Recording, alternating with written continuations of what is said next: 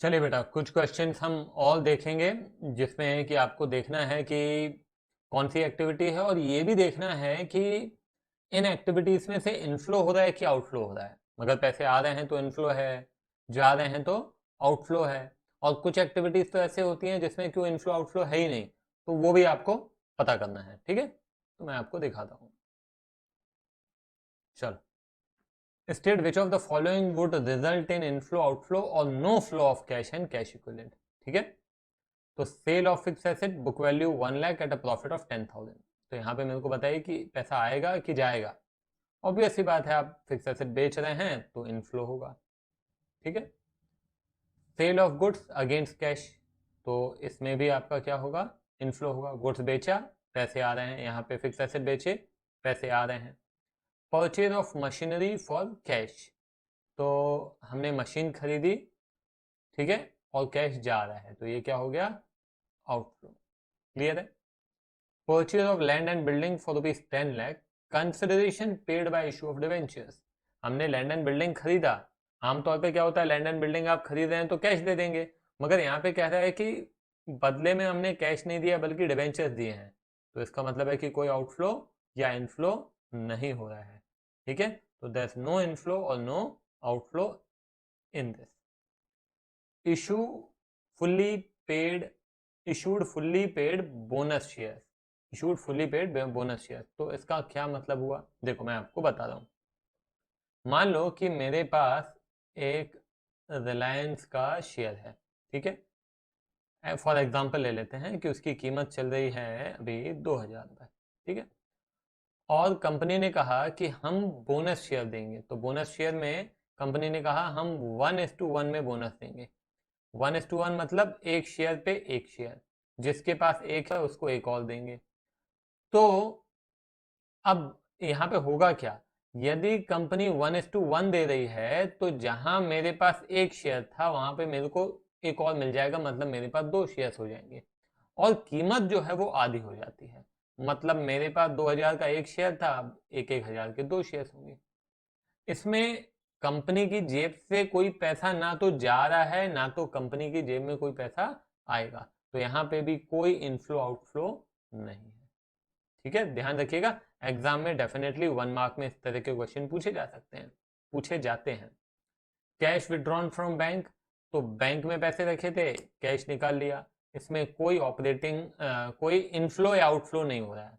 क्यों नहीं हो रहा है, क्योंकि पैसे पहले भी बैंक में थे और अभी यहाँ पे आपके पास आ गए हैं, इससे कोई इनफ्लो नहीं हुआ है। हाँ, डेटर यदि पैसे आपको दे देता तो डेफिनेटली हम बोलते हैं कि इनफ्लो हुआ है। क्रेडिटर को आप दे देते हो तो हम बोलते हैं कि आउटफ्लो हुआ है। अरे आप ही के पैसे तो बैंक में रखे हुए हैं, उसको आप इनफ्लो नहीं बोलेंगे।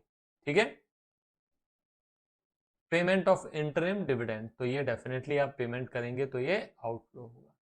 आई बात समझ में? ठीक है, चलो अब एक और क्वेश्चन देखते हैं, ध्यान देना।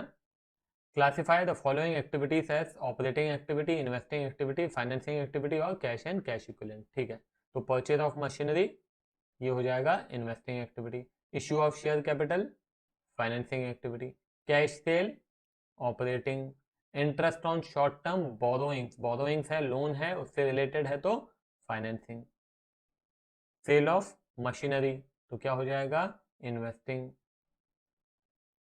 Cash receipt from debtors operating, commission and royalty received, तो ये अपने शुरू में ही देखा था, ऑपरेटिंग की डेफिनेशन में लिखा था।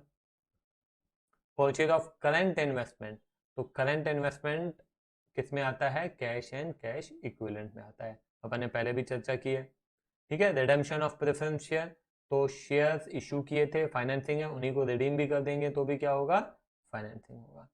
Cash purchases of goods operating, sale of investment बताइए, सेल ऑफ इन्वेस्टमेंट है आपका investing activity, purchase of goodwill investing है, cash paid to suppliers operating है, interim dividend paid on equity shares ये फाइनेंसिंग है, वेजेस एंड सैलरीज पेड ये आपका operating है, सेल ऑफ पेटेंट मतलब इन्वेस्टिंग है ना, non current asset tangible intangible खरीदे बेचे उसमें से इनकम हो रही है, interest received on debentures held as investments, तो ये भी क्या हो जाएगा, इन्वेस्टिंग होगा, इंटरेस्ट पेड ऑन बोरोइंग्स अभी बोरोइंग्स हमने ली थी और उस पर इंटरेस्ट दे रहे हैं, तो क्या होगा, फाइनेंसिंग।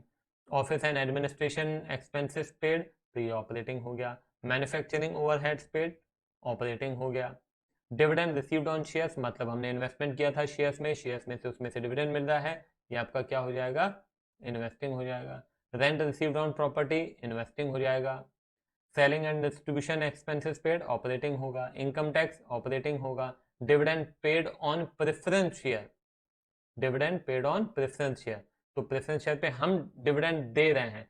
कंफ्यूज मत होइएगा, डिविडेंड मिल रहा है, डिविडेंड दे रहे हैं। मिलेगा तभी जब हमने इन्वेस्ट किया है, और देंगे तभी जब हमने शेयर्स इशू किए हैं, मतलब वो फाइनेंसिंग एक्टिविटी हो गया। ठीक है, तो ये फाइनेंसिंग है। अंडर राइटिंग कमीशन पेड, ये क्या होता है, जब आप शेयर्स इशू करते हैं ना, तो कई बार शेयर्स को इशू करने के लिए हम डायरेक्टली खुद ही नहीं इशू करते हैं कि पब्लिक को हम बोलते हैं देखो हम शेयर्स इशू कर रहे हैं, नहीं, बीच में कुछ ऐसी फर्म्स होती हैं, अंडर राइटिंग फर्म्स होती हैं, जिनका काम ही यही होता है कि आपके शेयर्स पब्लिक में इशू किए जाएंगे, और वो गारंटी भी लेते हैं कि चलो हम आपके शेयर इशू करेंगे, और इन केस आपके शेयर्स जो हैं वो पब्लिक पूरे एक्सेप्ट नहीं करती है, तो बचे हुए हम एक्सेप्ट करेंगे। ठीक है ना, तो उसकी जो कमीशन वो चार्ज करते हैं वो अंडर राइटिंग कमीशन कहलाती है। तो ये अंडर राइटिंग कमीशन आप किससे कनेक्ट कर पा रहे हैं, फाइनेंसिंग से, इन्वेस्टिंग से, ऑपरेटिंग से? आपका रोजमर्रा का काम है? नहीं। आपने इन्वेस्टमेंट खरीदे, वहां पे कोई कमीशन दे रहे हैं क्या? नहीं। आप शेयर इशू कर रहे हैं, उससे रिलेटेड है, तो क्या हो जाएगा, फाइनेंसिंग। रेंट पेड, ये तो हमारा ऑपरेटिंग हो गया, है ना।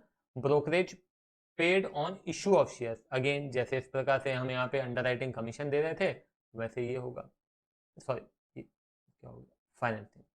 ठीक है। Brokerage paid on purchase of investment, तो ये क्या हो जाएगा, इन्वेस्टिंग हो जाएगा। बैंक ओवरड्राफ्ट है, तो बैंक ओवरड्राफ्ट क्या होता है, फाइनेंसिंग। हाँ, ये जो कैश क्रेडिट है, ये भी आपका समझ लो कि बैंक ओवरड्राफ्ट का दूसरा नाम है, तो ये भी हो गया आपका financing activity. Short term deposits, बेटा शॉर्ट टर्म डिपॉजिट्स मतलब it is cash and cash equivalent. Marketable securities, cash and cash equivalent. ठीक है, मतलब शॉर्ट टर्म डिपॉजिट जैसे जब भी हम चाहें कैश में तुरंत हम लिक्विडेट कर सकते हैं, तो वो marketable securities, short term deposit. Refund of income tax received, तो ये भी आपका क्या हो जाएगा, ऑपरेटिंग एक्टिविटी हो जाएगा। क्लियर है, बात समझ में आई? ठीक है, तो चलो यहीं पे खत्म करते हैं, फिर आगे बढ़ेंगे हम अगले लेक्चर में। चलो बाय बाय।